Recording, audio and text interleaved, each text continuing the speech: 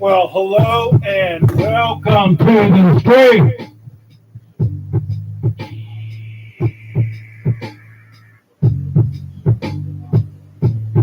All right, sir. Oh, like that's not enough. There was a friend of ours who lived across the street, and he had like 8 or 9 kids. This is similar to that lady who said that her father was dropping her off and he knew she would never see him again. Yes. Well, I was going out to the school bus, and this guy had about 8 kids, and he was a flight engineer for Pan Am, I believe. And he would fly all over the world. And usually, whenever kids were around, he would say goodbye to and whatever. But this particular day, I found out later he had to say goodbye to every one of his kids before he left for this trip. And he was walking down the street with one of his kids, and he looked at me, and I looked at him, direct eye contact. And I can't explain what it was, but I knew that he knew he wasn't coming back. What happened? He was on his way back from was his first flight. He'd been training for years for a engineer on a jet airliner. This was I know sevens were just new at that time, right? And it was his first flight on a 707, and he was flying from into Kennedy, and the plane was hit by lightning and blew up. Wow. Yeah. All right. Switching. Thank you very much for the call and the stories. Yikes. Oh my God. If you part couch like that story you told, do just as he did, you lift up a little thing, look at the couch, and see a foot. Notice I didn't say human. And then have the cojones to reach under there and grab this cold, what did he say? Scaly sucker, kind of scaly, cold, and touch it and feel it under the couch, a foot. What's to the Rockies? You're on here. Hello. Hi, Art. Yes. Yeah, this is Ken in Phoenix. Hi, Ken. How are you? Doing pretty good. I get nervous with all these stories that everybody's telling. Yeah, the boot story, the foot story. Yeah, that'd been me. My hand would have been out of there, and I would have been out of the house. 2 shakes of a lamb's tail. Yeah. Anyway, the reason I'm calling is about my daughter. Your daughter? Yeah. She talks to her grandmother. Her grandmother has been dead for 5 years now. Have you seen The Sixth Sense yet? Yes. And it parodies with my daughter. The first time she told me about it, I was at work, and when I got home, she told me, call your daughter, she's real upset. How old is your daughter, or was your daughter at that time? She was 11 at the time. 11. Yes. So you called me. Yes. And I talked to her mom. Yeah, had she known, how many years prior had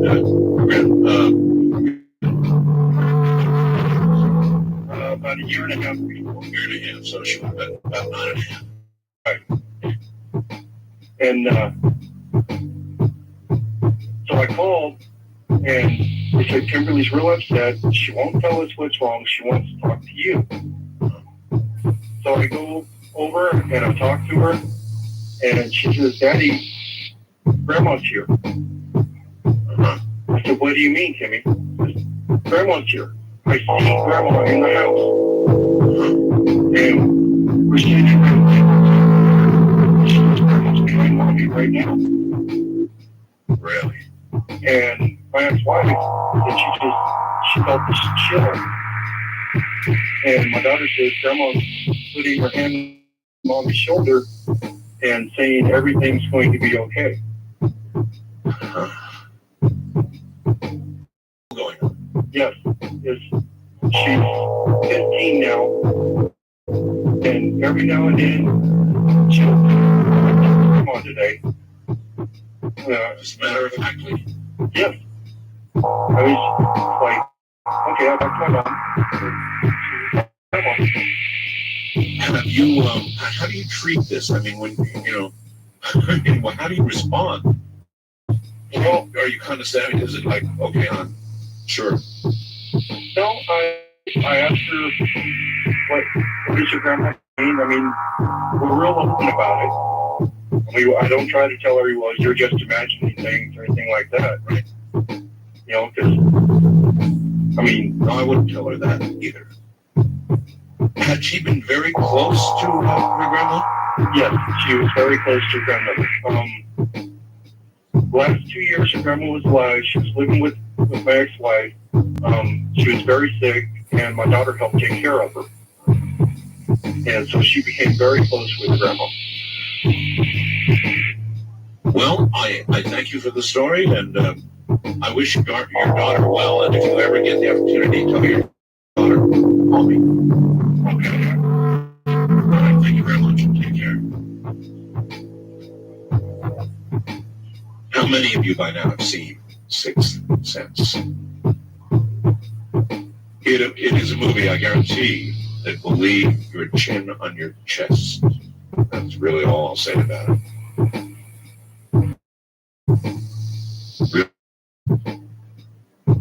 First time caller line, you're on the air. Good morning.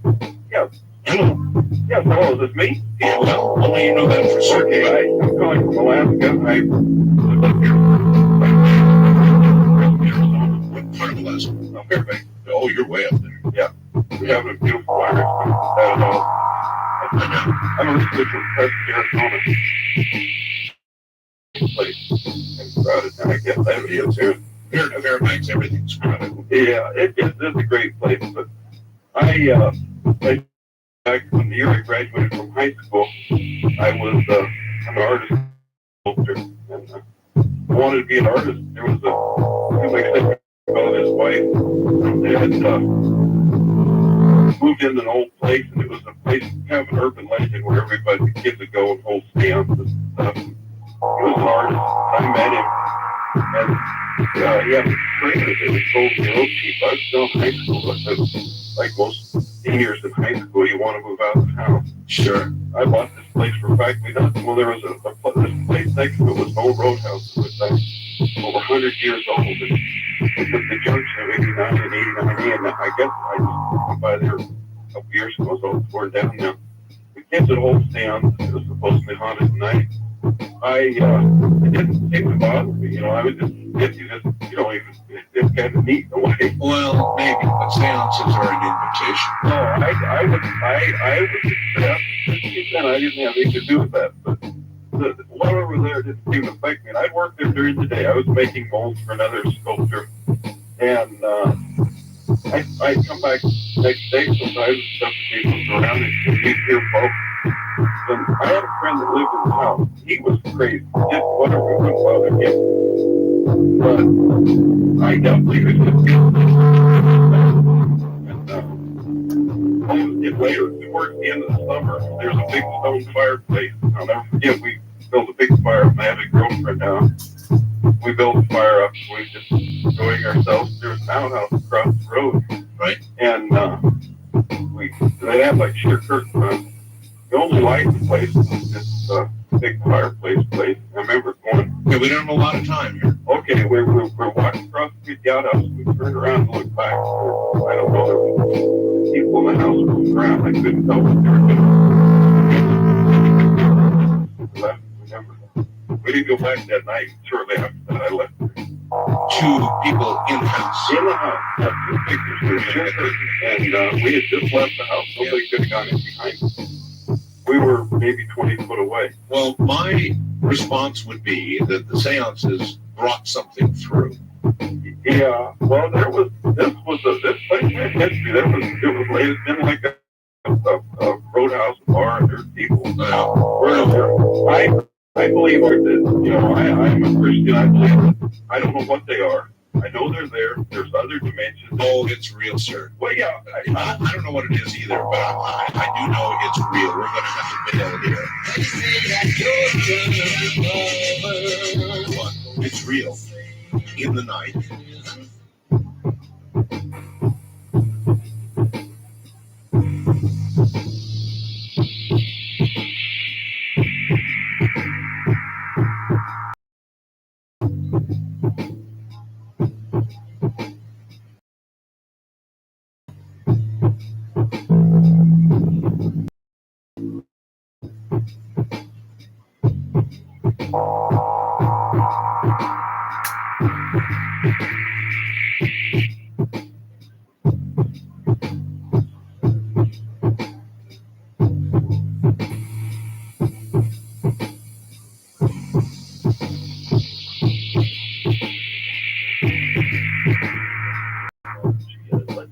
The little town of Denton, Texas, which at the time I had no clue what that was, but she said she lived there. I'd never met this girl before. One thing I knew about her, she gave me the name of Clarity. That's the only thing I ever got from her. Clarity. Now, wait a minute. Back a little bit, please. How did you encounter this girl? Well, actually, what it was is I just moved down here, and a friend of mine from Alaska had moved down to Fort Worth. He invited me to a party. I was just turned 18. Basically, it was kind of like a male bonding with the hope of female companionship. And literally, this girl from probably about 30 or 40 people, for some reason, we just kind of hooked into each other and started talking. It happens, you know. Yeah, and I thought about the John James Bond of women at the time. But her name really intrigued me. She finally said at the same down ago was driving my mother's car. She was out of town. And she was like, "I need to ride home." And I thought, well, it should only been about a 30-minute drive. Well, an hour and a half into it after we were listening to the Eagles out long way home. And I'm just like realizing that I'm starting to see signs for Oklahoma.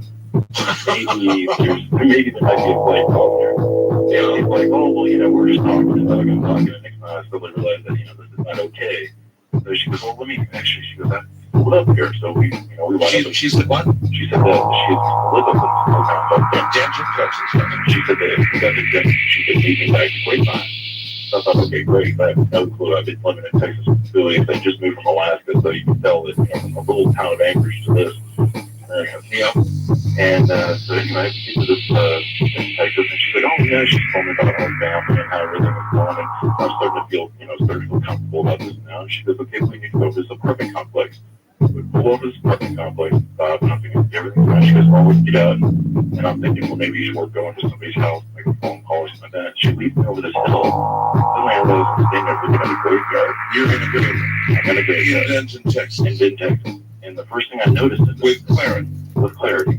Yes, and that very, very still night, the kind of night that there's no wind, no nothing, just still. Blood still. Exactly. The silence of the sound.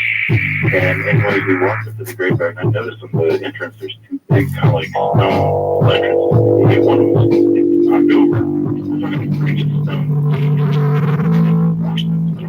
And just got curious. I said, "I wonder what happened there." She goes, "Well, actually, my truck hit that." And I went, My truck hit. That's what she said. And of course, she went, "Yeah, since it was probably 2 years ago that we were right one night, and literally we came across the hill and bam, rammed into him." So I'm looking at this thing going, "I can maybe see, like maybe a couple tall boys, we just hitting a graveyard, the always through the edge about people going to graveyards and that's the thing." But at this point, I'm like, okay, I'm just kind of feel the effects of the vibe because I was in a Clarity. Yeah, but also at that point, too, right? Wishing and hoping, maybe. Yeah, but at that point, that kind of thing where you're like, I kind of want to, but kind of don't want to, because I'm being completely buzzing, and that's really what was down there, so we can go. And anyways, we start walking through the graveyard, and she's like, "Well, let me show you a couple mausoleums." And she goes, "In fact, my family's name's here." No, you're kind of interested in that, so we'll go there. And as I'm kind of like standing around, you get that chilling feeling that way that you really, I've lost the mood now, and I kind of want to leave. Yeah, I get that. I look up and I'm looking up at the sky, and I'm just thinking, what a beautiful full moon. I've always been attracted.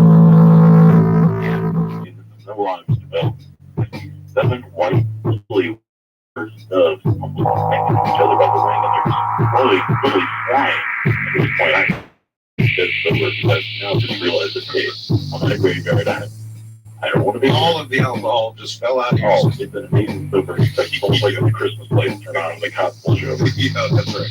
And at that moment, I had my moment of clarity. I'm looking up and I'm just trying to get my bearings, and I see the bird. And I'm thinking to myself, this is beautiful. This is different. And then back I hear this voice, and she's going, as I'm watching this, I'm listening to this music in my phone. And then they were just, I mean, I'm watching the words and the birds and everything was going perfectly. And she said, not only is she complete the problem. Okay, let's not sleep on here. You gotta sleep. But anyway, I'm like, what do I do? So I kind of get in the old, look at my road card map of Texas, literally try to retrace myself back, go back. I'm thinking, well, maybe she just ran off to a permit. You're trying to figure out how to get home at this point. Exactly. Yeah, at this point, I'm thinking, well, at least she seems familiar with the area, so hopefully she either ran off and went, to a friend's house or something like that. Yes. So I'm like, I'm going to get back home. So I think I want to pretty sure I'm wanting to kind of. Like, he has no clue what I'm talking about. I'm like, well, the girl was like blonde hair, 17, she really was another day. She's like, yeah, flipping memories.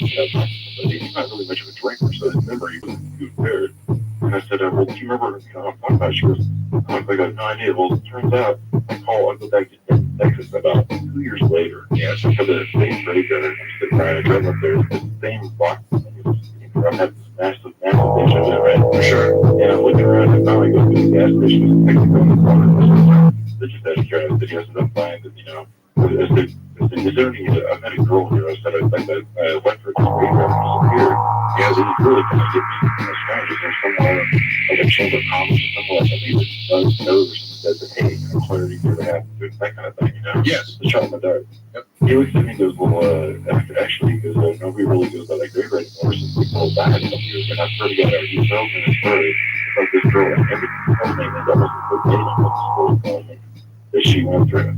And I'm thinking to myself, well, it's literally like I took her home again. And that's what gave the biggest chill, because as he was describing her and telling me, he was saying, oh, yeah, this little town hadn't had many. I think I've got pictures, sir. Yeah, and that's the guy in the graveyard that's kind of. Yeah, gotcha. Thank you. Good night. Clarity.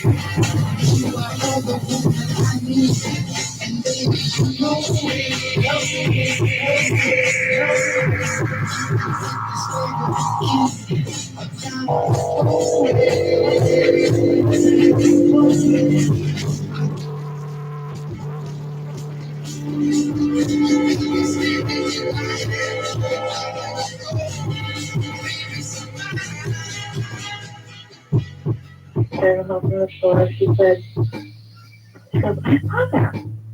And she did. She goes, yeah, I saw that one. I know. It's really there. I mean, there's no question about it. I suppose you can argue it's some trick of stars. People are saying getting together in some way or something. But any reasonable person just looking at that can clearly see the face, and it's not a good face. We don't like Al Gore, and we both think he's evil. Well, then, you've got to imagine, I thought of this last night, and everybody's going to think it's political, but the face is not gazing at Al Gore, nor is it particularly gazing at Mr. Bradley. It's looking straight ahead, actually. If you look at the photo, the face is staring at you. So, just for clarity, east of the Rockies, you're on the air. Hi. Hey, good morning, Art. Good morning to you, sir. They called me from Rolla, Illinois. Okay. Hey, I got a real good one. My buddy and I were on our way to Peoria one night, which is about an hour and a half away. Right. No one is around. It's one of those real clear nights, warm summer night, happened in June. Right. Anyway, we're going along, no one around us. About 11:45 at night, if I remember right. This is walking or driving? We're driving. We're going about 65 miles an hour. We're in the right-hand lane. In the left-hand lane, appears out of nowhere, out of its own mist, a green figure, about 7 feet tall. And you know what it had on? A cape. A cape green figure. With no face. No face. Can't tell if it's fat, skinny. And you're doing 65 miles an hour and see this. And it's standing still in the left-hand lane, and it doesn't budge, Art, with its arms stretched out side to side. What? The Grim Reaper. The only thing I could think of. I used to laugh when people tell me about the Grim Reaper. Oh. Well, then, indeed. You know what that would mean to me if I was you? I don't know. That would mean to me I was about to die. Oh boy. Well, I made it. You lived through it. Lived through it. And right when I was thinking that was a Grim Reaper, I kept it to myself. Yes. My buddy says, "What was that?" And I thought Grim Reaper in my mind, and he said it out loud. And I looked at him with a straight face. I can't believe I had a straight face on it. I said, "Yeah, it was." Yeah, well, you know what? It's time to pull over, stop the car, take the keys out, and take a taxi home. Oh my. I'll never forget it like it happened yesterday. Of course you wouldn't forget that. That thing was at least 7 feet tall. And you never saw it again. Never saw it again and never want to see it again. But it's as real as you and I are talking right now. I know. I know you know. I appreciate the call, sir. Thank you. Thank you. Yeah, I don't think I'd keep driving. I mean, I would take that as a sign. Green, hooded, no face, left lane, stop car, take keys, hail taxi. West of the Rockies, you are on the air. Good morning. Yeah, thanks, Sarge. This little story, and it's going to get maybe a little bit personal for you. That's right. Where are you? And things in Pomo, California. Oh, I know. All right. I had my brother was murdered on October 24th of last year. So actually, he supposedly disappeared on October 19th, which was about 3 days after I was on the air with you and Ed Dames talking about Taylor Kramer's reported suicide. I recall, yes. And I was talking about the Forbes article of May 17th and how it tied into the microchip that had been stolen from me. And had gone into some detail about me being a partner and consultant with Taylor Kramer before he disappeared in Blair Newman. People on the well of San Francisco know Blair very, very well. And was Taylor Kramer. So after I got off the air with you about 2 days later, I took a great deal of the evidence in that case, and I took it over to my brother's place that he had just bought out in the desert, 17 acres outside Mojave, very short distance outside Mojave. Well, a day and a half later, he disappeared. His body was found by his girlfriend. The story gets better. Now, it's a little story. I won't get off topic, I promise you. My brother and I had practiced many, many times growing up. Telepathy, where we would sit across from each other, and he would look at a playing card, and I would guess what card it was. Well, we called 24 of them in a row, both suit and rank of the card. Impossible. Until we really freaked each other out. After 24, we just and my brother was into telekinesis for a little bit. We also would really very much enjoy startling the heck out of each other while we were growing up, lying in wait, burping and blah, Yeah. each other in various ways. So what happened? Well, after he had died, I cleaned out his place out in the desert. I was absolutely alone, and he had a wood-burning stove. Oh, there's also a 2-year-old girl here in a minute that comes into play. Well, a minute is right, because that's about all I have. So. Okay, anyway, I said, I need something. I need a sign first. I need something dramatic, something unambiguous. Are you still here, and can you help me? At that moment, I'm less than 15 seconds after I said that, the front plate glass of the wood-burning stove that I was warming the place with just blew out. Renters moved in. I'll cut it very short. Renters moved in. I finally got his place rented, and the renters moved in, and I stayed with them for 30 days, told them the story of, my brother's death and what I think is a murder cover-up. Oh, great way to keep renters around. Well, they had already had some experience apparently with ghosts in the past. And anyway, they had a 2-year-old daughter, and after living with them for 30 days, about maybe a week or two after they moved in, their little daughter. I was staying in one of the back rooms, and they were in the living room, and their little daughter all of a sudden looks into the empty room where the wood-burning stove glass had blew out, and she started waving bye-bye. And then she said, bye-bye, and we all looked at her, looked at the room. There was absolutely nothing there. Another, then this was about Christmas time. We're going to have to hold it right there, sir. And she said, Mommy, she and just pointed to the room. Hungry. Yeah. Great.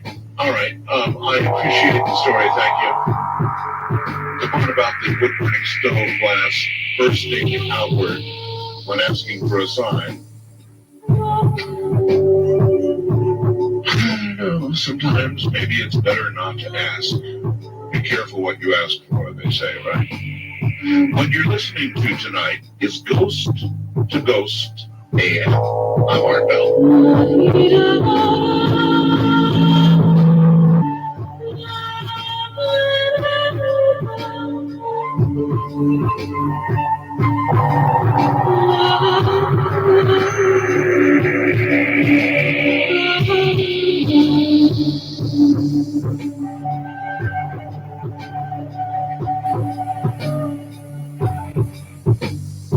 It kept going over. I don't remember. It was a 6, 7, 8 letter pattern over and over again. Doing the same set of letters over and over again that were nonsense. Didn't mean anything. And there were about 15, 20 people in here. There was about a 3 or 4 room apartment, or people in other rooms and so on. But continually repeating the same supposed nonsense. Right. It kept doing this over and over again. This person's writing it down, and it did it 5 or 6 times. Right.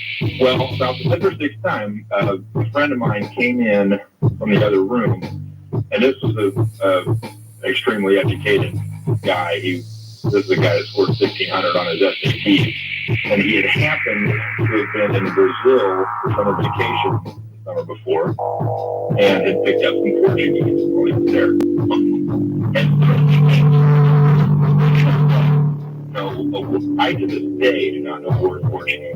Yeah. And I know this girl didn't know a word of Portuguese. Which, Anyway, Yes. as soon as he came through the door, the pattern that had repeated itself 5 or 6 times changed to a different pattern of another 5, 6, 7, 8 letters, whatever it was, and kept doing that over and over again. Until he happened to just wander over during the course of this conversation. Of course, the person who was writing down the letters as we called them out. What it had been writing before he came in the room was, "Can you read me in Portuguese?" Oh, God. Really? You swear this is true? This is absolutely true. Can It's you- the last time I ever touched the Ouija board. Okay, and then what As about soon the as text? he reached the door, before he even came over and read what was on the page, before he even knew what was going on, Yes. it changed to, "You have read me in Portuguese." At that point, I completed getting drunk. I have not touched the Ouija board since. How about booze? Yeah. I've done that on occasion. All right. Well, thanks for the story, and I don't blame you a bit. I've had one really disagreeable experience with the Ouija board that I will not talk about. I used them a lot up to that point. Yeah. After that, never again. Take care. You see, now, how do you account for that? I mean, certainly you could make the case that two people holding on to something, moving it about the board to various letters, would spell out something that would come from the subconscious of those doing the movement. But not in another language, and not "Can you read me" in Portuguese, of all things. Ouija boards. East of the Rockies, you're on the air. Good morning. Art, I have a story for you. Watch what you asked for. All right. When I was a freshman in college at the University of Tennessee in Knoxville, Is that where you are? I'm in New Orleans now. Okay. And it was 1956, and it was in the summertime. I was going to summer school, and I lived in an old house that had 5 apartments. And there were 3 upstairs and 2 down. And I lived in one of the downstairs apartments. We would have our parties there. Sure. And I had a bunch of hippie friends. And so we were having a party one Saturday night. It was hot. We had all the windows open, but there was one window that we could not get open because the old house was floored and everything. And so it took 2 of us to get this window up. Right. I mean, it was extremely difficult to get this window up. And so we decided we were going to have a seance. And we were wondering who we wanted to talk to. Yes. And so someone said, well, let's see if we can call up Lucifer. Oh, good. We had no idea, how were we going to do this. And so we all sat in a circle, on the floor, and a candle in the middle of the circle, turned all the lights out. And so we started challenging. Of all the possible people, though, that you decide to conjure, Yeah, we started. why do you want to start there? Well, we started challenging the devil that if he were real, Yeah. to give us some sign. And so we go around the circle about 3 or 4 times and nothing happens. So then someone gets the idea, we'll curse him. Curse. We will call him the most foul names that we can think of. Good. And to see if we can get him to show himself or to, let us know that he's real. Got a room full of 1,500 SAT scorers here. Oh, man. So we start around the circle again, and we go around. We start around the 3rd time, and All the time calling in foul names. the worst. Just the worst things you can think of. We can imagine. It gets to me, and I let loose with a tirade, and the window falls. The swollen window that it took 2 of you to get up there. The swollen window that it took 2 good-sized young guys to pull up. That thing fell. It fell like it was breathed. And I mean, needless to say, the party ended.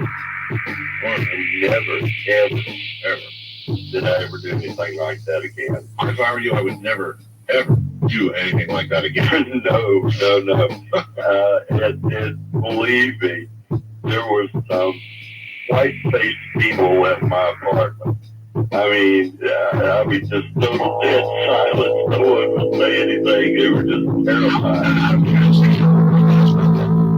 Oh, about 19. About 19. Yeah. I was a freshman at the university, and I'm 62 now, and I will always remember that. Of course you will. Okay, thank you.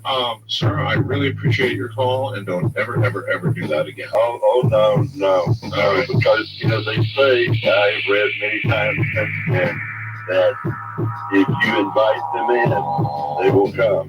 That's right, and that's certainly what happened. Poor choice to begin with. Thank you, sir. All right. Take care. Yeah, sure. Let's do Lucifer first. Great idea. I'm Mark Mullen. This is Ghost to Ghost AM, emanating from the high desert where it's cold and dark out there. Very, very dark out there. What will you do when you don't leave? No one waiting by your side. You've been running, hiding what you know it's just you.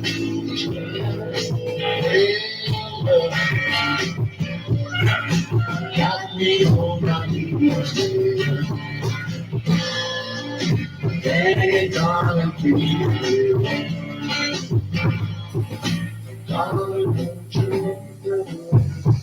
I go in, I hear this music. I like organ.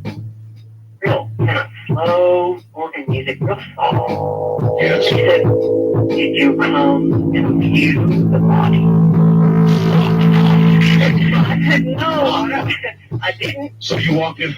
I'm thinking, I must be in the funeral home. Yes. I said, I didn't come to view the body, but if it'll make you feel better, I will. Because, look, I need to get some information out of you, and maybe do I need to do that? That's the first time I've really been in one. And he Yes. says, well, look, he's older, he's got this British accent. He says, no, you don't have to view the body. Well, it's good, because I really want to. So we're talking, I said, do you know the address of this place? And he says, the address? Yeah, you know, like, blah, blah, blah, blah, 34th Street. Says, well, maybe we could look it up in the phone book. You have a phone book? He says, phone book? You know, like that, like what? Oh, You don't have a phone book? Right. You gotta have a phone book. Where's your phone? Well, he still acts like he doesn't know what I'm talking about. So Yeah.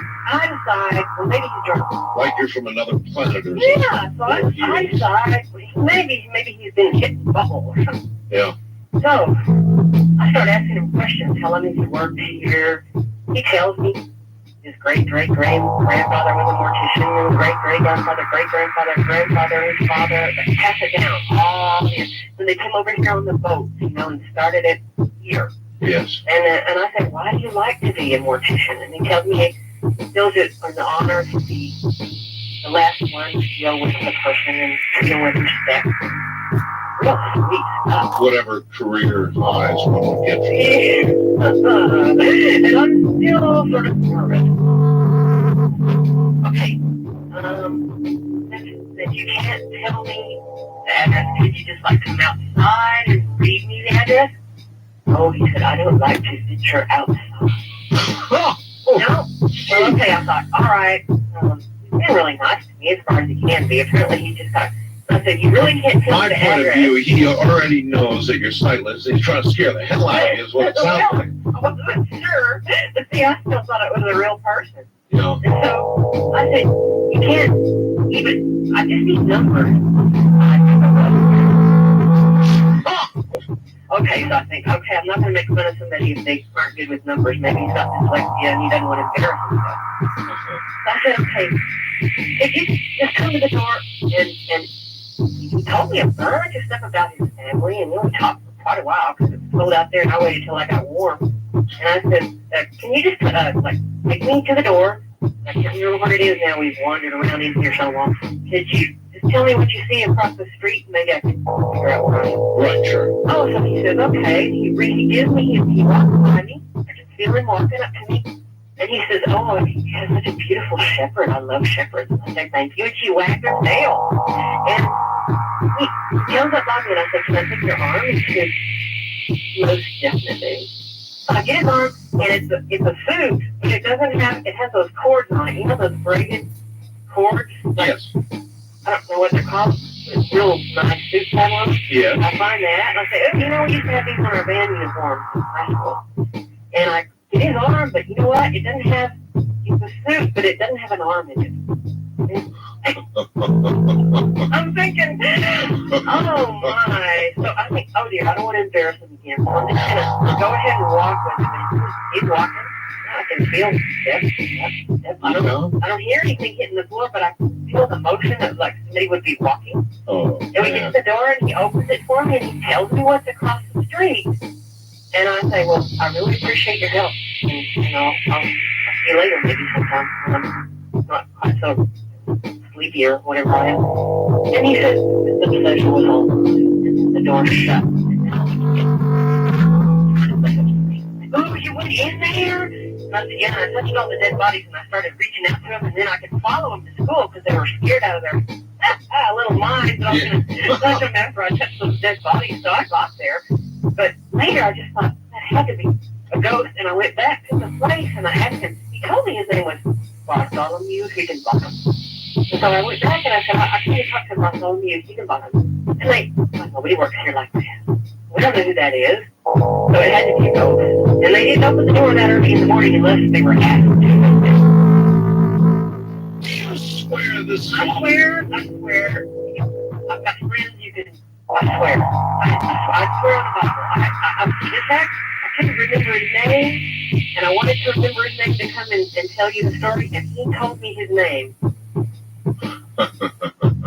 But I like to talk to spirits. Well, that's a whopper. It's a good, I promise you it's real, though. No, I didn't mean it from that sense. That was some story. Well, after it was over, it was much better than while it was happening. Because I was a little bit, I couldn't figure out why he wouldn't tell me numbers and... Well, this is a person who obviously is not familiar with the artifacts of the modern world. Apparently he didn't know what a phone was. Yeah.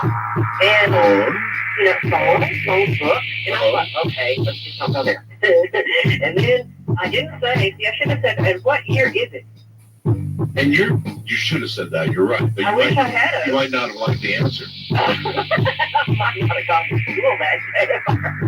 I really don't. I wish I had said, now what year is this? I'm really bad. I don't even know what year it is. But he was awfully nice. He was very helpful as far as he could be. Yes. And he would have helped me view the body too if I'd have wanted to. I don't even know if you want to go there, because if you'd have said you wanted to view the bodies, I wonder if you suddenly would have been sighted. Now, I don't know. If that ever happens again, I'm going to try it. Thank you so much for this, Paula. You're welcome. Thank you for letting us do this. Yeah, you bet. Take care. Oh, man. And there was no art in it. What's the Rockies rock? Well, Hello. I got a pretty good one for you. Do you? Yeah, a good friend of mine in high school told me that a demon would follow him around, and that every night, or just about every night at 12 o'clock, he would see it. Yes. But only in a reflection, like if he looked out the window or didn't directly look at it. That's right. And he also said that if he was trying to see it, he wouldn't see it, only if it caught him off guard. Right. He would always go home before dark. He was really strict with the Ouija board. He wouldn't play it or nothing. And one night we're getting hay for our teacher, and Getting hay for your teacher? yeah, he had a lot of horses. Okay. You're picking up some hay. So we drove about 15 miles away. We were getting some hay, and we're just talking. He'd tell me about these stories every so often. And, I just think that, he was, just awful. We're so short on time, so you've got to get to it real quick. Okay, anyways, he was telling me about the demon, and we were going up the back in and to unload the hay, and I happened to look in the mirror of the truck. Yes. I don't know why I looked over, but I did, and I saw it. You saw what? The face of the demon, this demon he's been talking about. And I just kept staring at it, and he looked in the mirror to back up. And it was basically a ghost face, kind of like human eyes, but they were slanted. Yeah. And like a 3-piece stone leather cap and little short, rounded horn. Hey, that'd do it for me. Do me a favor, will you? Sure. Go when you get a chance and look at the photograph on my website and compare it to what you just described. Will you please? The one of the Democrats debate. It looked pretty similar. Oh, you've already seen that? Mm-hmm. That's pretty amazing. Ever since then, I totally believed him, because I asked him, I go, what did it look like? Hey, as I said, seeing, sir, is believing. We've got a break here at the top of the hour. This is Ghost to Ghost AM. And we got some real views. Old saying goes, don't touch that dial.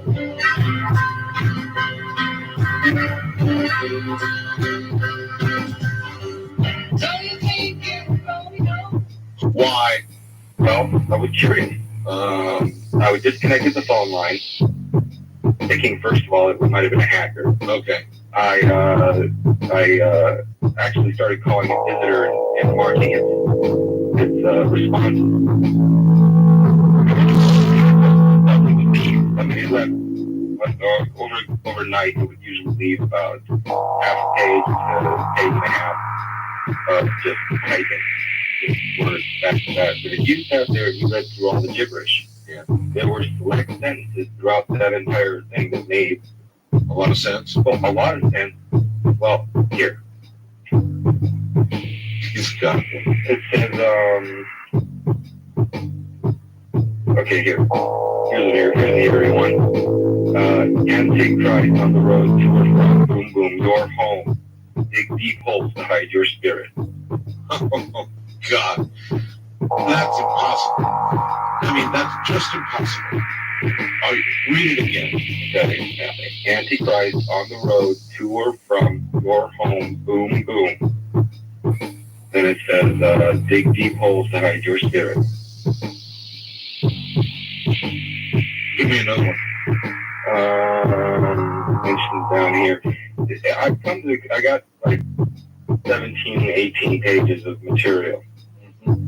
And the gist of it comes out that it's telling me about this character that it calls Vernon. It is on its way. And he's a very evil character. And that we're supposed to watch for a half moon symbol. Have you considered cutting and running and screaming? Actually, when it was happening, I got totally enthralled with it. I began to get more and more interested in the computer for longer and longer periods, asking it direct questions and having it respond to me. Teenagers that are direct witnesses, and about 5 or 6 adults that I go out. Good Lord, sir, aren't you a little concerned with what you're communicating with and what it's saying? Yeah, I'm the same reason I listen to your show every night. Art is I became totally enthralled with this thing. I would sit there and this thing would start responding to me, and you just be like mesmerized by the screen, just sitting there watching, waiting for it to happen. Obviously, so it's It got far worse. it got worse. Oh yeah, it became to the point where it started referring and talking to me and gave me a kind of, I don't know, code word or pet name. It used to call me the Peaceful Warrior.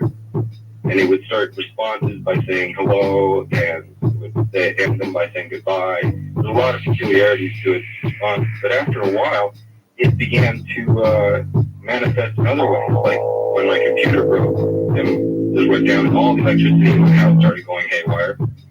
My light bulbs wouldn't work and everything else. All of a sudden, things would start flying.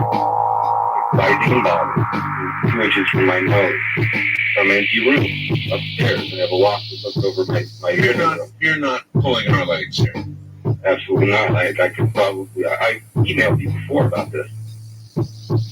Well, I'm sorry, I must have missed it, because I'm sure you get tons of emails, but I mean, I picked tonight because you have to go. Yeah. And it's a good night to listen to. You're so things hovering in midair. Not hovering. No. I would be walking towards the door, and all of a sudden from upstairs, a rock, something would fly down. Fly down. Yeah, nearly with my nose. It was a Visine bottle. And it, I thought people who had rented the upstairs loft to were still home. When I went up there, there was nobody there. There's only one way up. So, what have you done? I mean, are you still... No. I've moved out of that place. And the computer? All I have is the printout of what I have right now. And, you know, the sequel to what you just told me would be, you die. oh, no. I got No, listen to me now. The sequel is you die. yeah. Somebody else pulls that old antique computer out of storage. Oh, no. No. I'm pretty sure no one's going to want to have all the thing. I appreciate your story, sir. Okay. What a weird story.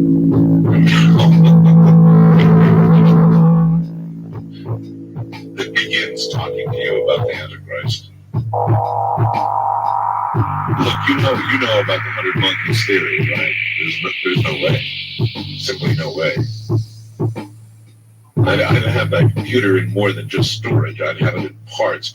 First time caller line, you're on the air. Hello. Hi, Mr. Bill. My name is Valerie. I'm calling from Gilbert, Arizona. Hi, Valerie. I have, I'll make it brief, but a story to tell you about a friend of mine who passed away last year. Sure. There's two incidents, one that happened before he passed away and another that happened since. Okay.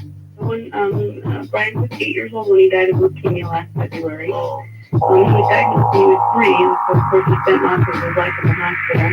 sure. And over time, his mom always worried about leaving him there, and he told her, even at a very young age, not to worry because there was always a lady that came and sang to him and rubbed his forehead when he went to sleep at night when his mother wasn't there. And as he got older, he would tell his mother that it was his guardian angel. A couple of years ago, they were doing a class project. One of his older brothers was doing a class project looking through family photos for a family tree. And in the box of photos, Brian picked out this picture and asked his mother how he got the picture of this woman. And she asked him why, and he said, well, because this is the lady who sits with me in the hospital. And she looked at the picture, and it was Brian's great-grandmother who had passed away before he was even born. Yikes. Yeah, and so she was always very comforted that when she wasn't there at the hospital with him, that there was somebody that loved him.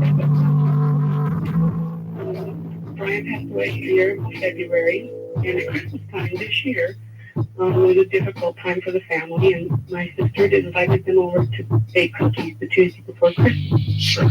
My youngest daughter, Megan, who was 12, was there with their youngest son, who was 6. And they were making angel cookies and painting them, and they call them Angel Brian cookies because that's what they call Brian now that he's passed away, is Angel Brian. And they made all these cookies, and they put the letter P on all the cookies and said, we all have to remember Brian. My daughter went to school and was in her classroom, and the teacher said, we're all going to do a craft project. You need to clean your desk and put newspaper down on the desk to cover it. And Megan went over to the pile of newspaper in the classroom and opened up the page of the newspaper and spread it out. And the page that she opened up and spread it out to was Brian's obituary from the February before. And his picture was in the paper. And Megan told me when she explained the situation, she said, I saw that. And then as she explained the situation to the teacher, and the teacher told her how special that was.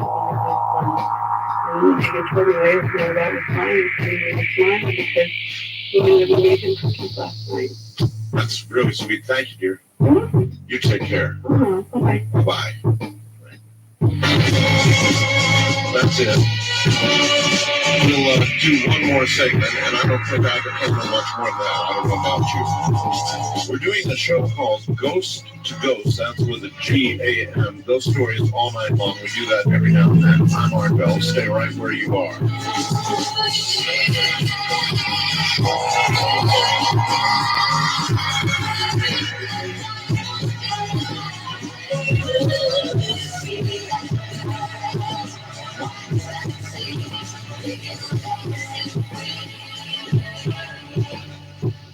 Oh, obviously you weren't drinking it, and Henry was. Oh, it gets even better. We had this one huge native guy with us. We all called him Chubbs. 6'8" and 350 pounds of pure muscle. And he didn't believe it. This Henry took a liking to the one guy's girlfriend, and the guy, will save his name because of the embarrassment, kept getting pinches. Because every time he go and hug his girlfriend, he'd get a pinch. Yeah. Finally, he just had enough and sat back, and him and his girlfriend got in an argument. His beer spilled all over him. The bottle actually tipped over and spilled all over him. No one was even near the table. So Henry got mad at him. Chubbs was making fun of him and was sitting back. I've never seen a native person turn as white as I am. And I'm almost next to albino.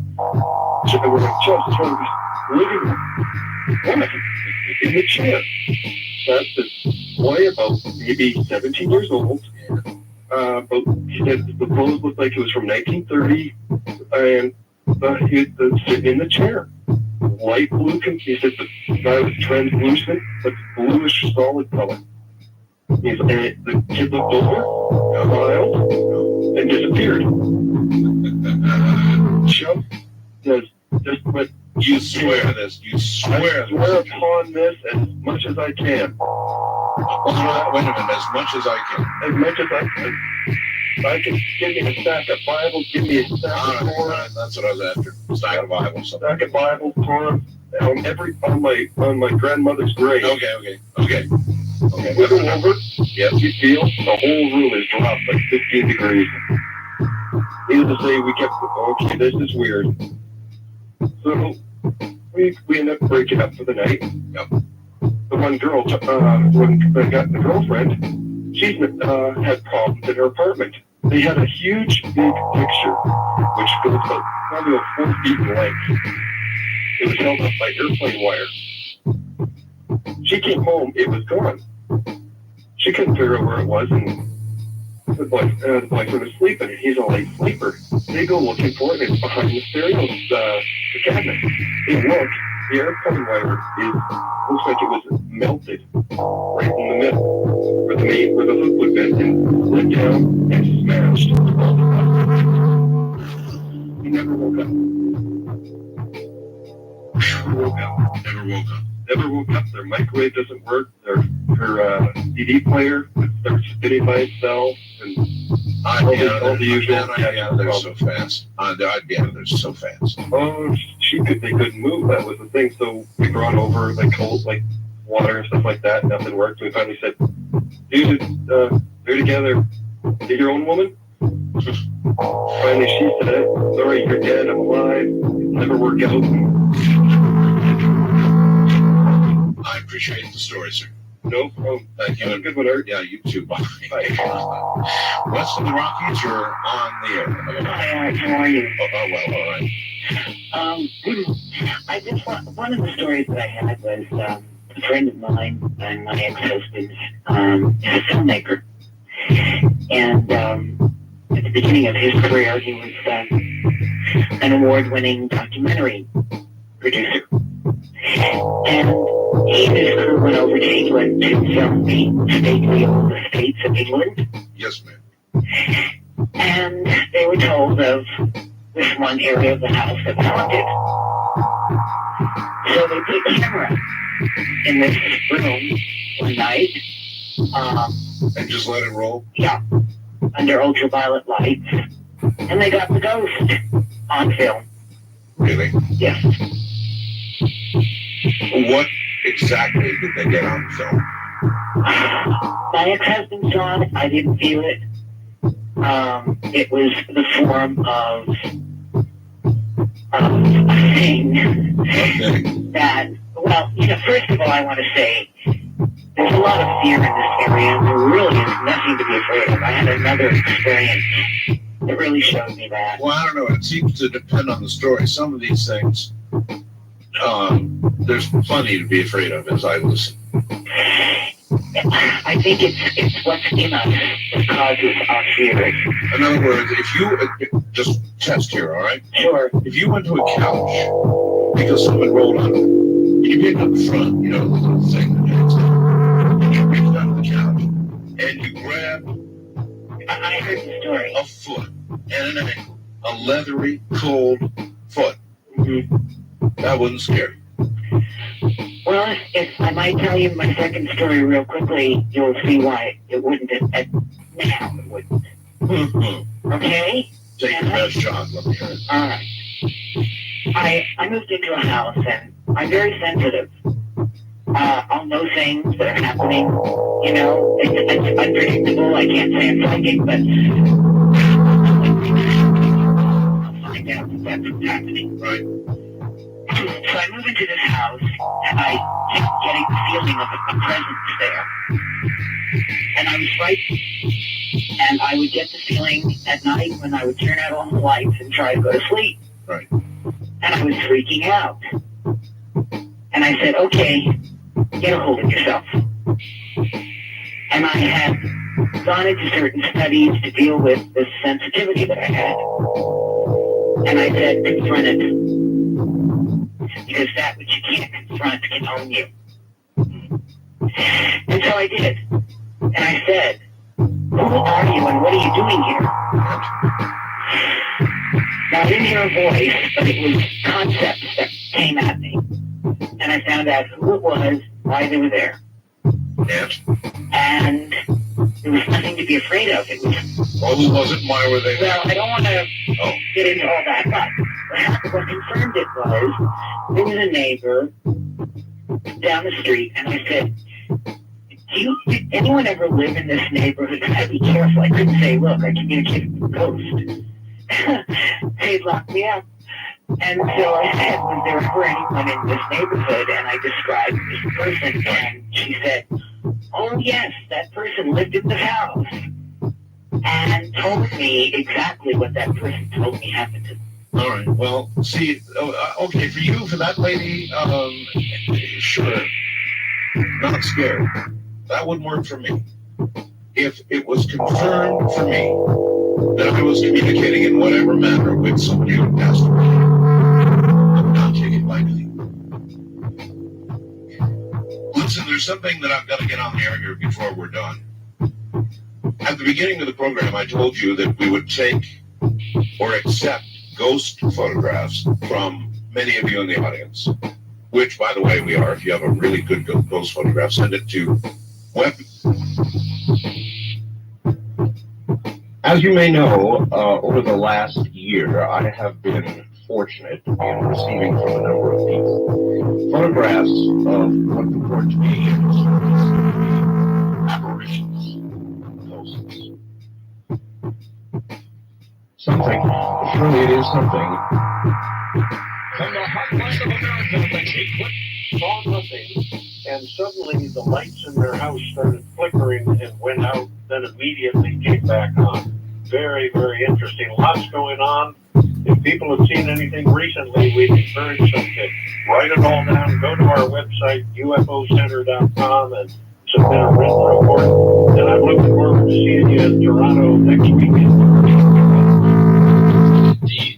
By the way, if you want to get out there to see Peter Davenport and some other incredible guests in Toronto at the event, simply go to GeorgeNortonLive.com. Peter, thanks so much. Enjoy the rest of the Halloween.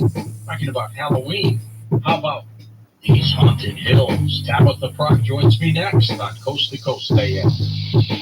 And welcome back to Coast to Coast. Tabitha Prock with us, a local historian and writer from Tennessee. She's enjoyed paranormal and supernatural stories from that area since childhood, and her love for the mountain culture and all things supernatural prompted her to collect and research the ghost stories, legends, and superstitions of Southeast Tennessee. She put them in a book called These Haunted Hills. Tabitha, happy Halloween! Happy Halloween, George. What a great time of the year, isn't it? It is. I'm sitting here by the fire, and we've stocked up on our candy, and all of these stories are just circulating through the county because this is the time of year that you tell the ghost stories. I love it. I love it. And Tabitha, how long have you been doing this? Oh, forever.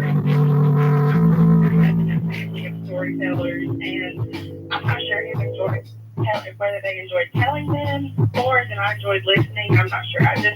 I've always loved the stories that my parents and family told to me as a child, and so when I was about 9 years old, I told my grandmother, I said, I'm going to write a book about all of your stories, put them all together. And so I finally did that just before she passed away in 2013.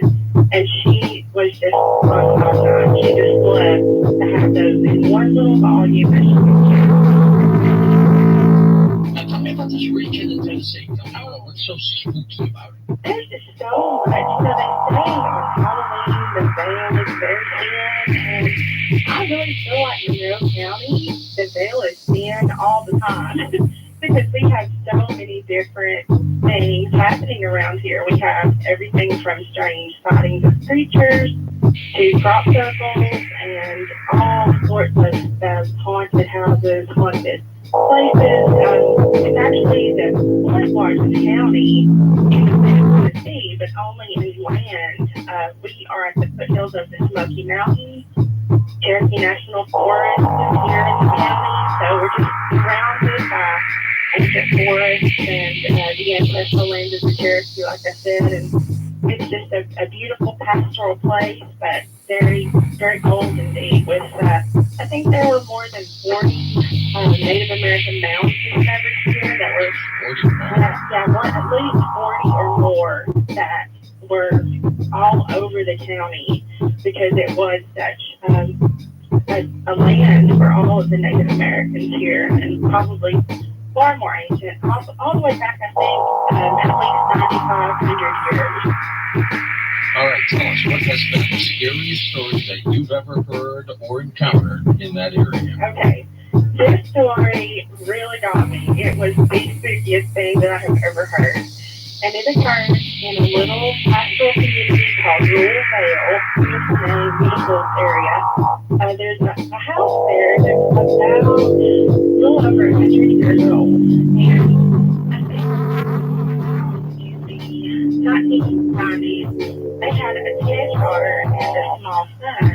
And the little boy, as soon as they moved in, he started to really act out and do things that were just not like him. He actually ended up chasing the family around the house with a butcher knife, and the mom was just beside herself. And so one day she asked him finally, "Why are you doing these things?" And he said, "Well, my friend told me to do these things." And she said, "Who is your friend?" Yeah, really?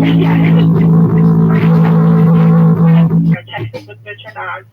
So he said, "Well, my friend lives in the front yard. He goes into the tree and he goes underground, and that's where his home is. And he tells me that, I can do all these bad things and get away with it." And so this really bothered the family. They didn't know what to do. Well, the dad said, "We have to get rid of this tree." So they go out and they cut the tree down, and the tree was beautiful. It was a beautiful green tree. And when they cut it down, the interior of the tree was black, like it had been burned, and it was actually even charred looking. So they pulled the stuff up, totally burned the tree, literally burned it, and the little friend went away and never came back. With these paranormal experiences that you've had a lot since you were a little girl, did you find it to be unusual or usual? Yeah, I think that it was really something that growing up, it became very commonplace for us. We heard all the stories. There were so many circulating around the county that it was just kind of, we have ghosts in just about every nook and cranny of this county. There's something strange. And it just became a part of our culture. Now, when you look at some of the historical areas in your region, did you find that they are different from certain other spots around the country? Actually, there are a lot of geological anomalies here that are very interesting.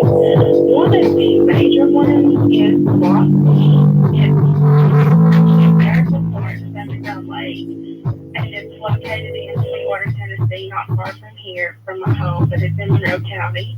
And there are a lot of underground caves, lots of just strange geographical anomalies. When you say underground lake, is it something where people can get to? Can they see it? Yes, they can actually visit it. There's actually a tour. It's about an hour long. You go down into the tunnel that they've created He actually held council meetings down there. There was one that tavern in there during the Prohibition time. Just a lot of rich history inside the cave. But then walking down about 3/4 of a mile down, you find this huge 4.5 acre lake underground completely. Have you had Bigfoot stories out there? Oh yes, absolutely. But we have what we call in our southern dialect the white thing. White The thing? white thing is what we called it, and and something that I found so interesting in doing the research, and I had heard these stories about this white Bigfoot my entire life. But something that I found so interesting was that the Yeti, actually Yeti means that thing. So I thought, no matter how far away we are, humanity is really similar. We're a lot more similar than we are different. But yeah, he travels throughout the bottom lands of Monroe County. He's been, people have witnessed him looking into windows. They say that he screams, and it sounds like a woman screaming, and there's been several sightings all over the county. And does it get widespread publicity? Actually, years ago, I think it got more publicity than it does now. But years ago, people would just talk about it, and there would be a sighting in one place, and I guess the news sort of traveled, and people would say, "Oh yeah, so we saw it here a few nights ago, and then it was here." So now they can just travel that this thing was back, and here it is, and it comes and goes. All right, we're going to talk more about this, and I'm going to pinpoint some stories from your book, Tabitha, and just have you react to it. We'll be back in a moment on Coast to Coast AM. And welcome back to Coast, Tabitha Brock with us for work. These haunted hills somewhere up there in Tennessee. Tabitha, I'm going to throw out some thoughts that are in your book and have you elaborate on these stories. Doppelgangers. Yes, we actually have two really great stories. And one was actually a family member who told this story over and over when I was a child. And it was just so interesting because this person was completely serious when they would tell the story. In the middle of the night, she gets up and she sees her sister walking toward the house, and she comes into the house and she sort of puts her hand up and just rests her head on her hand against the wall as if maybe she's really sad about anything. And her sister's saying, "Are you okay? Is everything okay?" And she just thinks, well, she just walked here. She knows how to chat with somebody, something. She can just, I'll let her be and she'll be okay later. And so the girl just walks into the bedroom, and she went back to check on her later, and she was not there. And so she called her sister later, and her sister had been home the entire time. And she had no explanation whatsoever except for that her sister was going through a very difficult time. And it could have been just something very supernatural that happened there. Could have been. What's the other story? The other one was a small boy that looked exactly like this other child. And the mother was home, and the other daughter, and she thought she saw her brother, and she kept saying, he's trying to scare me, he's sneaking around the corner at me, and he's doing all these things and trying to scare me. And she kept saying, stop that, and he would disappear for a little bit, and he would come back. I would all over the house thinking, he was supposed to be with his other cousins. They shouldn't even be here right now. And sure enough, they pull in later, and the little boy jumps out of the car. He's been with the cousins all day, and there was no little boy ever on the property. And he looked like totally just like the other son. So, what is the Cane Creek Massacre story? That is a very historical thing that happened here in Monroe County, and there have been very close to the site of that massacre. The massacre actually happened in 1760. There was a fort here called Fort Loudon. It was named after the Earl of Loudon. They started to build it when the British moved in, and they were trying to ally with the Cherokee against the French at the time. And they lived there. Settlers came in from Britain, and soldiers brought their wives. They had children born there. And they were along with the Cherokee for a while until I think there were several Cherokees that were held hostage and eventually killed by the British at Fort Prince George in South Carolina. And the Cherokee decided that they would not stand for that, so they laid siege to the fort. And in 1760, they finally said, after almost starving, the people decided they would surrender, and they were told that they could get safe passage out of the area. But that didn't happen. They got about 15 miles from the fort, camped out, and early the next morning, about 30 of the men were killed, and I think there was about 230 people in all, women and children, and some of them were taken hostage.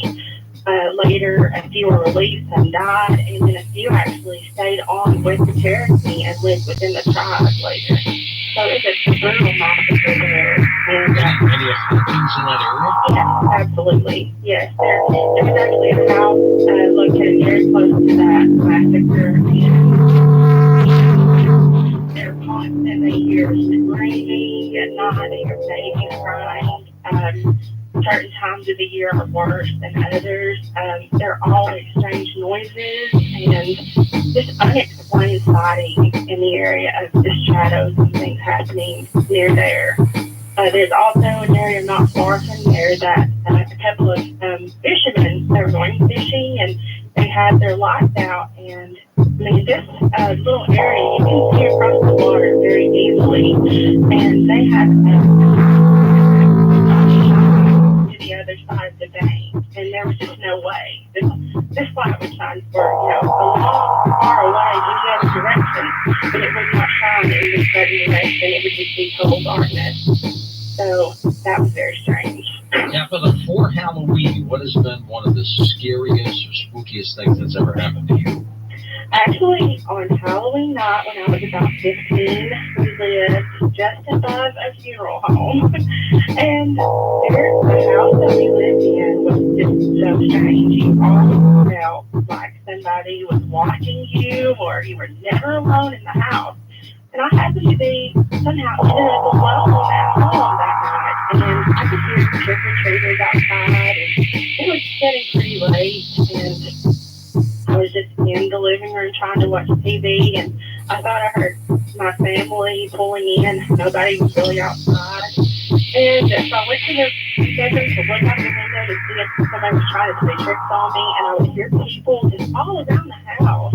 And I kept checking, and there was nobody around the house. And it just really scared me. I just couldn't explain that at all. The family came in maybe an hour later, but it was just so noisy that night. You probably knew what they were. Yeah. Donley Cabin. What's that? Donley Cabin is actually located in Cherokee National Forest, and it was built, it's just a very primitive part of the cabin. It was built during the Civil War. They say that old man Donley decided just that he was going to live there in that area, and he built I think he was, I'm not sure if he was for or against the war, but he didn't want to fight in it, but he built this cabin there, and over the years, they've built onto it, and it's remained. And today, you can actually rent the cabin for, I think it's $35 a night. It's very primitive. You have to take in your backpacks and everything, but I had a couple of friends who rented on Halloween night thinking, oh, this is going to be, really fun. But once they got there and it started to settle into the place, that you go to this place and you start to just feel creepy. You just feel like there's people around you and they're watching you. And so they get to the cabin and they constantly hear things on the roof. The rocking chair on the front porch would not stop rocking. And then the scariest thing that happened was they were inside talking and they had a fire going and the little latch was on the door and there was no way the door could open, but it flew open, just out of the blue. So they actually didn't make it through the night. They packed up and left. I don't blame you. Yeah, neither do I. You said your grandmother shared an experience with you. What was that? Actually, my grandmother shared lots of stories with me. She had several experiences with the paranormal. One of the things that happened to her was she was actually walking home one night from her sister's house, and as she was walking, she noticed that there was, ahead of her, there was always this little light that would shine, and she could not seem to get close to it, and it would just sort of get brighter as she got closer, and then it would back up a little, and it just really scared her. So she thought, I'm not sure what this is, somebody may be trying to abduct me or something. So she actually went back to her sister's house and stayed the night, and the next day, some police officer or somebody from the county sheriff's department came by, and they said, we just wanted you to know that somebody broke out of jail and they're around here. We just want you to be aware because they are dangerous. We think they could be very dangerous. So she kind of felt like that was some sort of strange thing warning her not to go down the road to home because of that. Evelyn, you've written some stories about ghost children. Those are freaky cases. Those things get to me.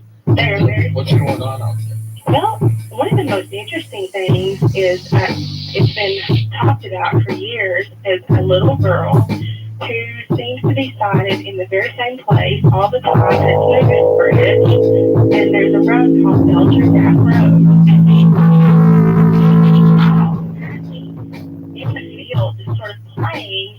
And the craziest thing about it is that people have actually called the police to say there is a child out there alone in this, sort of vacant area in this field, and it's getting dark, and we're sort of concerned about her. So the police have actually had to go out several times until they realize these calls are pending because there's this little girl out here and she does not exist actually. So it's happened several times. The police have come out, there's nothing, but they realize report.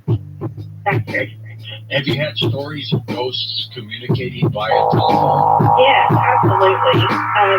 There was actually several calls that came in to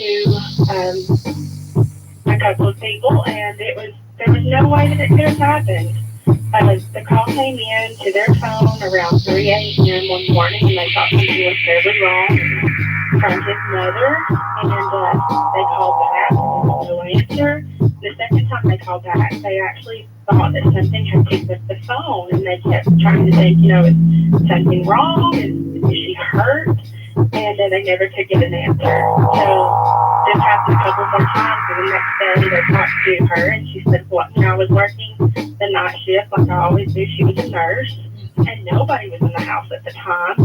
And that actually came from a house where the former occupant had actually died in the house. And so she's had quite a few things happen to her in that house. Well, these spirits, they do somehow communicate. Yeah. Answer the phone and they get a crackling or caller ID. It sounds like all nines or all ones or something weird like that. Yes, absolutely. That has happened. And there's just no way to explain how they do it, but they apparently are able to do it. Well, thank God they're not getting collect calls from there, huh? Exactly. Yes, I can come with that.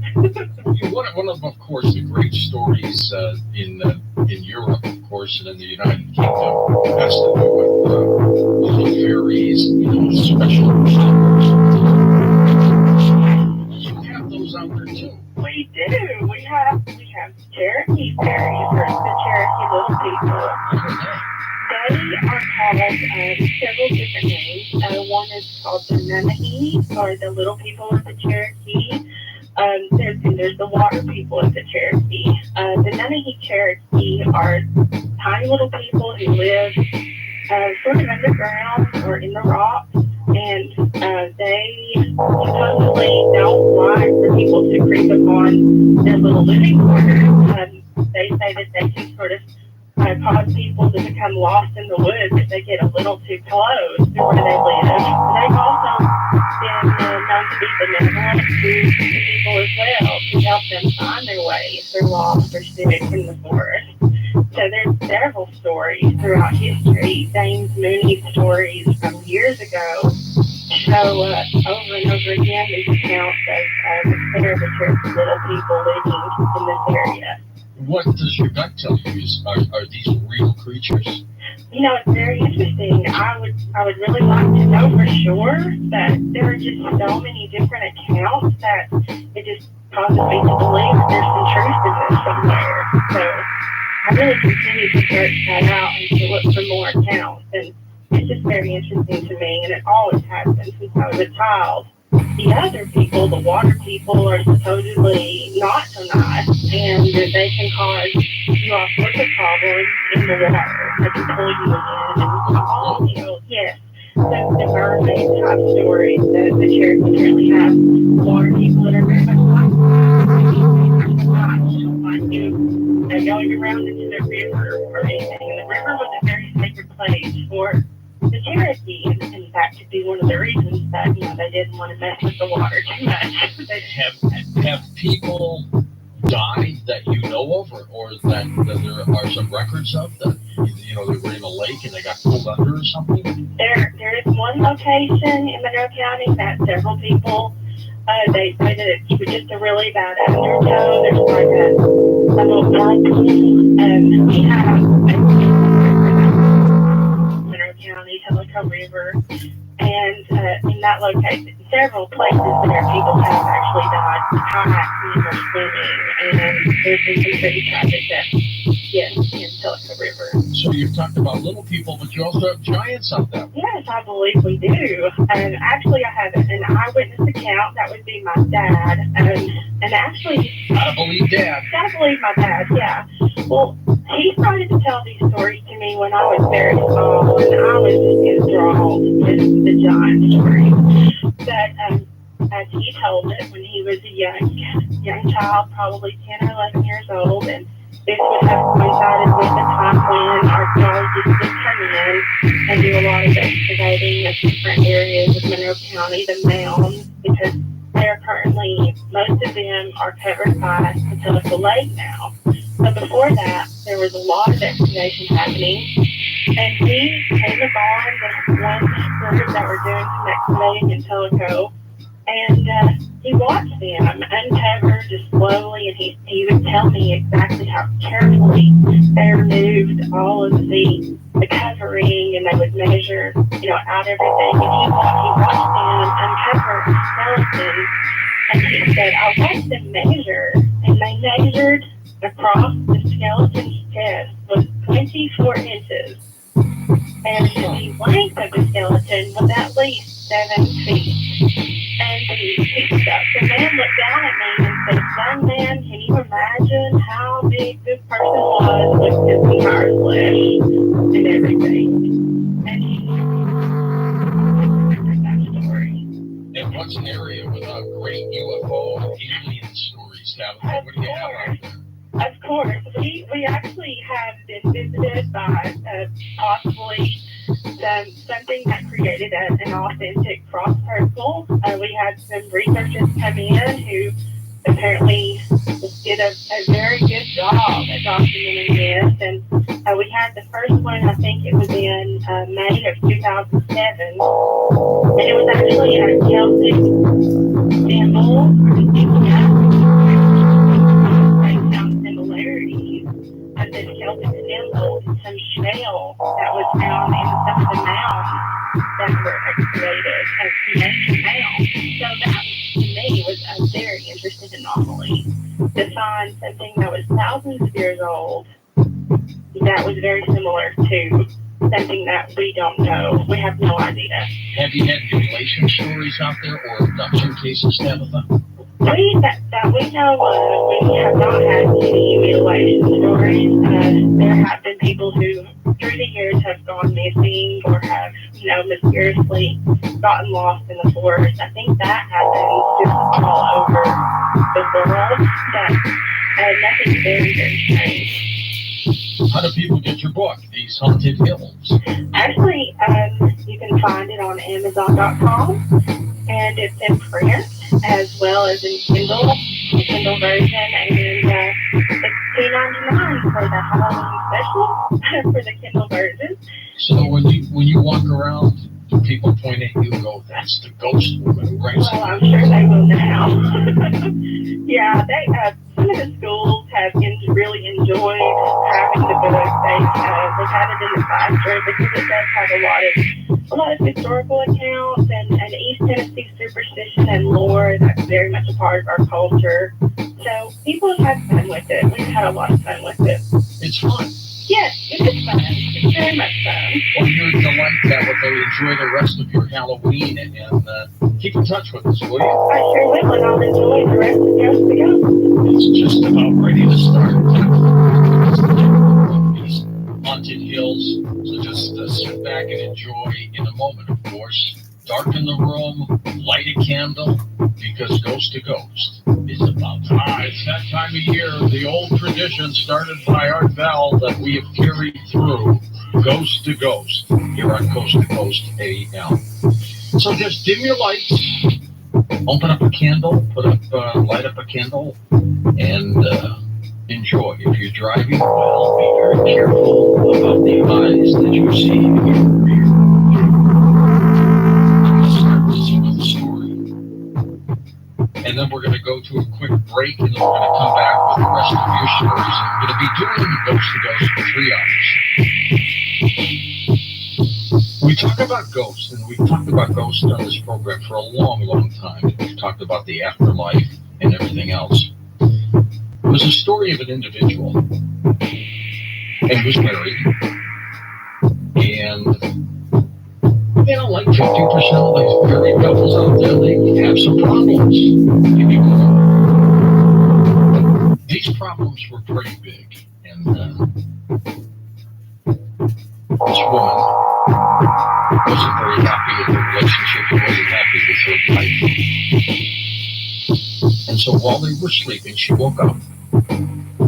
She went out to the garage, and she tried to kill herself. She went into the car, turned on the engine, and the garage door closed.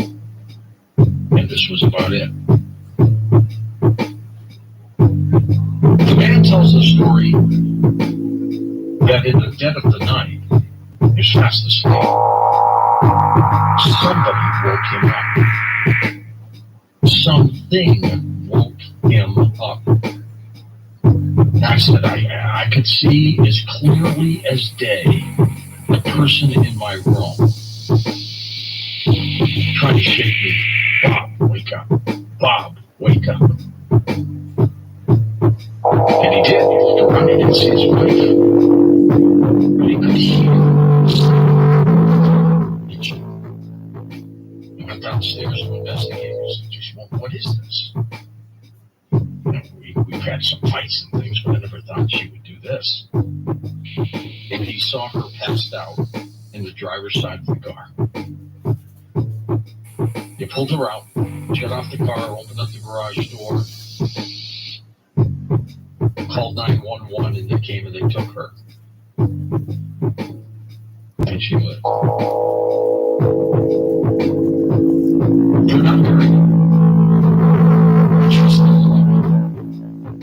Saved by some entity that woke up her husband. I mean, that just gives me the chills. Anyways, that's my story. We'll get to yours in a moment on Coast to Coast and Coast to Ghost. Yeah. Okay, welcome back to Ghost to Ghost. I'm George Noory, and this is your program. You're the storyteller here tonight. So let's go to the phones and let's check in with Cheryl and see if they can time to get things started. Hi, Cheryl. Welcome to the program. Hello, how are you? Great. Looking forward to this night. Me too. Go ahead. Okay, so my story took place at the Ohio State Reformatory in Mansfield. Oh, and, yeah. That's an enormously creepy prison. And I was there with a friend, and we were doing a self-guided tour. And we had been there several hours. If you've ever been there, you know it's really large. It takes a long time to get through. And at one point, we just kind of separated. She went to go look at something. I went somewhere else. And didn't really think anything about it. But I was wandering through kind of a hallway that's kind of narrow. It's the hallway that apparently the inmates come down after they were fingerprinted. They come down this aisle onto the cell block. And I had gone through it kind of backwards. So I was in the fingerprint area, and then I was turning around and going back through the hallway, and I all of a sudden had this very drained sensation, like I was so tired all of a sudden I just wanted to lay on the floor. It was really strange. And I didn't, but I decided I need to get out of this area. So I kind of walked down the hall and went down the stairs. Sidewalk.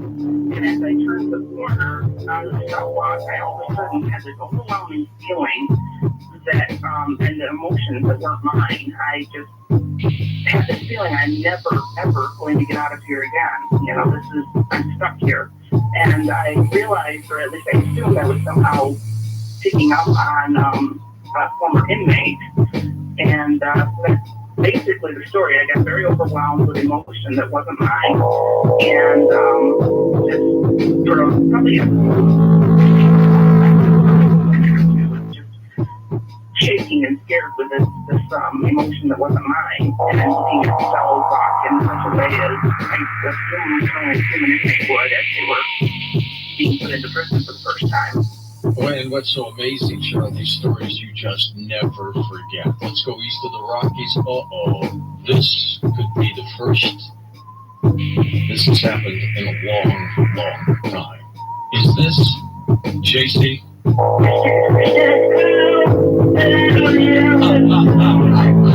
We thought you were dead. The rumors of JC's demise are greatly exaggerated by the communist processes in this country, and I'm going to say that JC went to the first. Got 10-star general in the war against Halloween and idolatry and Dayism. So that's what you're doing tonight, John. You're summoning up and conjuring demons with these ghost stories. Did you wear a costume tonight, JC? How dare you insult me in such a manner? I would never stoop so low to participate in this pagan ritual called Halloween. Now, John, you listen here. You don't know much about Halloween, You know a lot of that. JC, it's fun. There are little kids in the neighborhood dressed up like goblins and trick-or-treating. They're having a good time. That's right. You think no further than this with this kid in Sunny Map and not put on the door. But it's a pagan ritual. So this goes back to the dawn of time. The Lord Henry, to the Druids. The Druids is demanding blood sacrifices from the homeowners. Oftentimes using the bathrooms and clogging up the facilities. Willfully, George. So it's a village with pour over into the streets.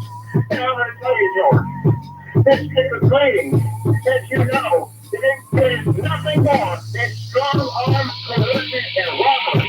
Now listen, you dress your kids up in costumes and you're sending out to threaten your neighbor, either in or out or you're going to twist. The hell is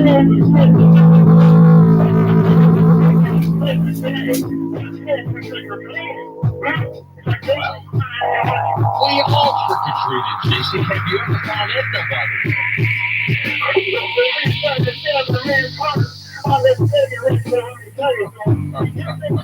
You became the clown on the night of Halloween. Well, now you screwed out, and it's all over the nose. How dare you want out such a sensitive subject? Not just a total cynic. There's no total story. You're evil. You're terrible. JC, it's good to hear from you again. Boy, I thought this guy we all did had passed away. It has been a long, long time. Well, what a way to kick off Ghost to Ghost with a little visit from JC. About a month ago, we had on our Coast to Coast website solicitations for your stories for Ghost to Ghost. The producer, Tom DeVos, has sorted through thousands and thousands of emails of ghost stories, and one of them came from Stephen in Wichita, Kansas, and Stephen's with us right now. Stephen, thanks for joining us, and what's your story, Stephen? I'm a very spirited Halloween. You too, Stephen. I used to not believe in vampires, but after an encounter in Perth, Australia, I am not so sure. Oh, what happened there? I was in the Navy and on a Westpac cruise in 1984. One of our port calls was in Perth, Australia. Beautiful place, great people. At least back then, Americans were popular. There was also a gun race going on. The first night in port, we threw a party for us. large warehouse on the dock. Unless you had to be there. It was December, close to Christmas, so it was summer down under. And the uniform for the party was the summer casual dress, which was 3/6 and below, black slacks, short sleeve white shirt and ribbons. You probably remember it well. I do. Yeah, made a strange sight. Young sailors in their uniforms among many of the local youth yachts. I was standing a little. I had a strange urge to look toward the entrance. I stood there for what seemed a few minutes looking at the door and walked. I was about to look away when two young ladies walked in and grabbed my attention. They were dogs with very white skin. I watched them make their way through the room. Didn't really put my eyes on them. And I realized if they kept their present course, they would pass close to me. As they got closer enough, very white. Like the color of a channel catfish belly. When they got close, I noticed their eyes were normal. And one of them seemed to make a point of brushing against me. I have never felt anyone so cold. It was so cold that I wondered how she could be alive. The phrase photographed me. She was probably at least 15 degrees cooler than the room temperature. Now the skin was actually that pale, but there was no powder transfer when she rubbed against me. After she passed, I didn't look at her. She turned her head and looked back at me and smiled. And there was a sudden feeling in my head that gave way to the thoughts of, I know you know, but who'd believe you? Then she turned her head away and continued to the room with her friend. I checked with the chief foreman the next day as he looked at one of the things that they were doing unusual. And when she smashed her arms away, we had no way to start. And we said, I can't swear to it. Steve, great story indeed. And we're going to be taking your ghost stories all night long. All night long. Now, this is not open lines. There's not going to be a lot of interaction between you and me. I'm not going to be probing you, questioning you. This is your night. These are your stories. Let's go to Jennifer in California. Hi, Jennifer. Happy Halloween to you.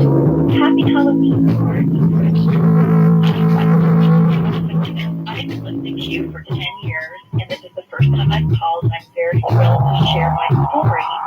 It occurred when I was a freshman in college at Williams School in Liberty, Missouri. Now, my folks live in St. Louis, and the drive from St. Louis to Kansas City is approximately about 3.5 hours on I-70. We had what's called winterim, which is right between first and second semester break, which is usually the first 2 weeks of January. And unfortunately, I drove back in the worst snowstorm of 1993 during the first week of January, a drive that would normally take about 3.5 hours to almost 6. And what was cool about it was you had these 2 weeks to basically take one class, but then also the fraternities and sororities worked together to kind of put together a, we called it Talent Review, but essentially a variety act. So we were all really excited about getting back to school when campus opened on Sunday night. Now, mind you, we've been off for 3 or so weeks for Christmas break. Campus is completely silent. No one is there. We're all getting back into our fraternity houses, sorority houses, and dorms on campus. And we're excited about connecting. So, let's get a little history about Williams School. It's one of the oldest liberal arts colleges west of the Mississippi. And Jewell Hall was actually used as a hospital during the Civil War. A lot of great history in that part of western Missouri. So to make a long story short, I myself and a couple of my sisters walked in 2 feet of snow across campus through the main quad with the fraternity that we were going to first on the house radio with. And of course, what happens in college is you party and you dance and you have a great time. And it was about 2 o'clock in the morning, and I was exhausted. I had driven 6 hours slipping and sliding all the way from St. Louis to Kansas City and was ready to go back to my dorm and go to sleep for the night. Well, none of my sorority sisters wanted to go with me, so I'm like, well, forget this, and I'm just going to go off by myself. Now, to get back to where my freshman dorm was at the time, I had to look. It was the extremely large, tall, kind of the iconic building is. And as I'm walking out through 2 feet of snow stairs, there, mind you, no one is on campus. No one's been there for 3 weeks. It is snowing. It is snow. Then you know what that sounds like when you hear that silence. And as I'm walking out, I see a light in the 3rd story window of Jules Hall. And I'm thinking, I don't think that's a classroom. Maybe that's one of the professors. Maybe one of the well, why would a professor be there at 2 o'clock in the morning, right before winter? And that just makes no sense. I'm getting closer and closer. And it's not like an entire room is illuminated. It's like a candle. And as I get closer, Jules Hall again, in the main building, is founded in 1849. At that time, there were padlocks on the doors and a chain around each of the main doors getting into the building. As I get closer, I hear this. And as I get closer, I hear this, which sounds like the doors are going back and forth and back and forth. All of a sudden, I hear what can only sound like 20-minute moves coming down, running down the stairs that run on either side of the building. And I see, as I'm walking, trying to run at this point, hearing this, thinking maybe this is just the wind, I see the doors go back and forth, like something is trying to get out of Jules Hall. Let me tell you, in 2 feet of snow, in the middle of the night, I ran into Jules Hall fastest you ever believe. And I can't share this story with anybody until this moment right now. I'm scared. One of those feet don't feel me now. Jennifer, thanks for that. I appreciate it. Going to continue with your ghost-to-ghost stories. Those of you from Kentucky and California, Texas, and Ohio, stick with us. We'll be back with you in just a moment, right here on Ghost to Ghost AM. Okay, it's Ghost to Ghost time. Let's go west now. Joe's with us in Santa Cruz, California. Hey, Joe, what's your story? Hey, how you doing, George? Hey, thank you. In a lake near your lake in the Sierras, and it was really nice for 4 days. And on the 5th day, they woke up and it was kind of overcast and gloomy, and they both felt like it was a little bit weird. And this girl that my fiance's friend, she was taking pictures all day in the morning, and then they took some pictures later on. But they went for a walk, and they said it felt really weird. They were walking near the lake, and all of a sudden, my friend said something felt like something grabbed him and pulled him in the lake. Something invisible just grabbed him and pulled him in the lake. And he was in the lake, fluttering around, and, he couldn't get out. Finally, his girlfriend came, got him out of the lake. They were really freaked out by it. They're just like, this is so weird. They're just like, nobody else was around. They went to the campsite, packed everything up, and took off. My friend, she went and got her pictures developed of all the things she took. And every day, everything was nice for all the pictures of the day, except for that day when she took pictures around her, and she took pictures of the clouds in the sky. And on that day, the clouds in the sky, she got the pictures back. They were all demonic skulls. All the clouds were just demonic skulls and stuff. And it was really scary. They totally freaked her out. And she totally burned the pictures and stuff. Not people were saying it. They were genuinely really freaky and scary. So, Joe, thanks for sharing that. Hey, have a great whole week, George. Thanks. Tell me for